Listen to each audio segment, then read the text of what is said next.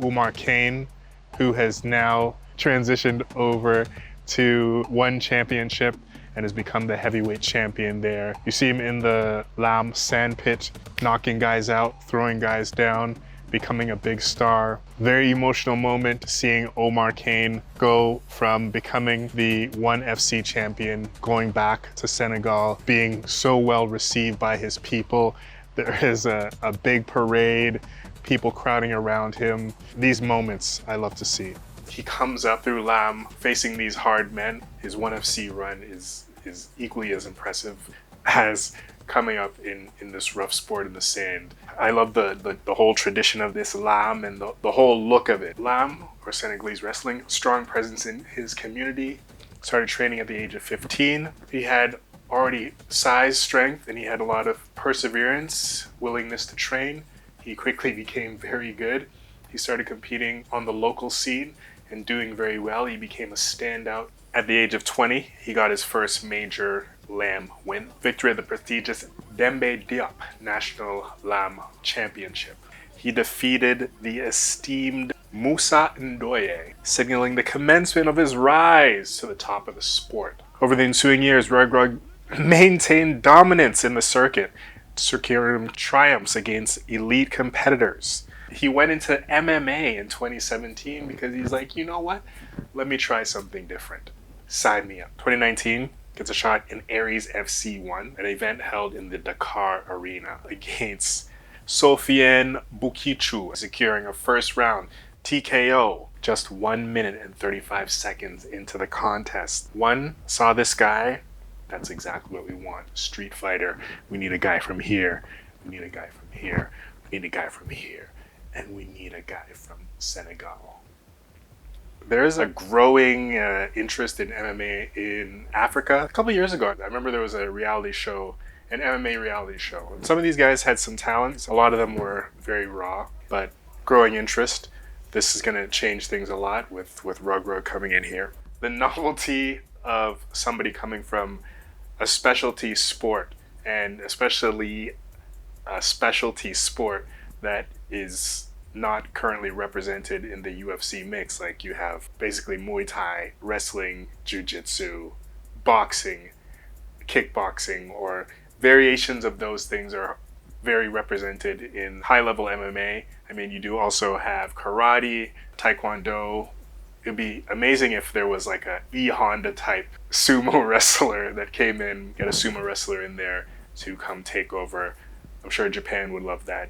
But seeing Reug Reug's run, seeing him get the belt, the emotion, him going back to Senegal and being mobbed by the people, it's a beautiful story. Don't hate on that. Let's go over some of his fights, and then the scariest fighter in Africa, Reug Reug, MMA documentary. Let's watch a little bit of this. Police get involved in the security. Police come in and start breaking it up. It really adds to the excitement and pandemonium of it. So Reug Reug, he's a superstar in this sport, and he gets taken up. He tries MMA and catches the eye of ONE FC, Oumar Kane. Oumar Kane comes in, dripping in his traditional robe, really playing up that Street Fighter vibe of we represent this country in this global blood sport. Reug Reug with the superior wrestling, superior takedowns, able to pick up his opponent. Very inspired by the Laamb style. Next, Alain Ngalani, another jacked looking fighter. This guy. Is that natural? I mean, maybe it's natural. Ooh, it looks scary. Ngalani gave Reug Reug a little bit of trouble with the striking. Wrestling, takes down the striker. Classic, just a good solid base, heavy hips. Heavy striking by Reug Reug. He gets punched in the throat after the bell. He contests it, saying, yo, this guy punched me in the throat. He forfeited the match because it happened at the bell and not after the bell. So him not being able to come out forfeited the match. He was hoping for a DQ for the late punch, but it turned out to be on the bell. So he loses the match. Cartwheel off of the takedown attempt.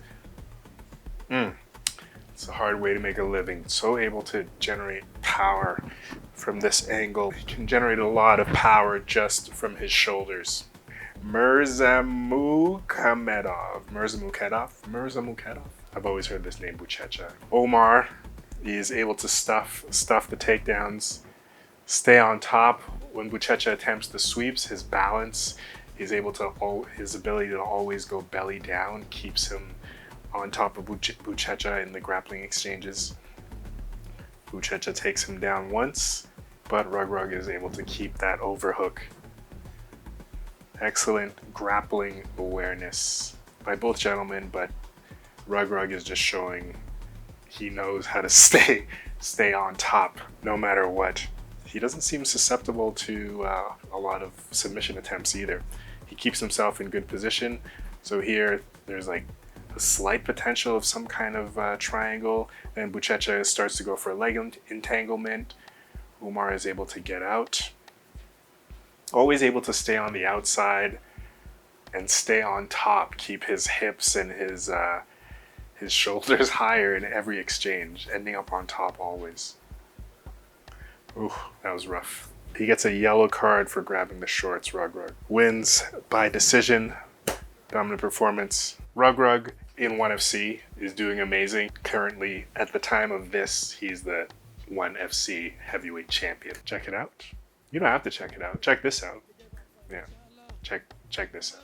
If you've ever enjoyed any of my videos, please subscribe to this channel. Please leave a comment down below. Tell me where I'm wrong.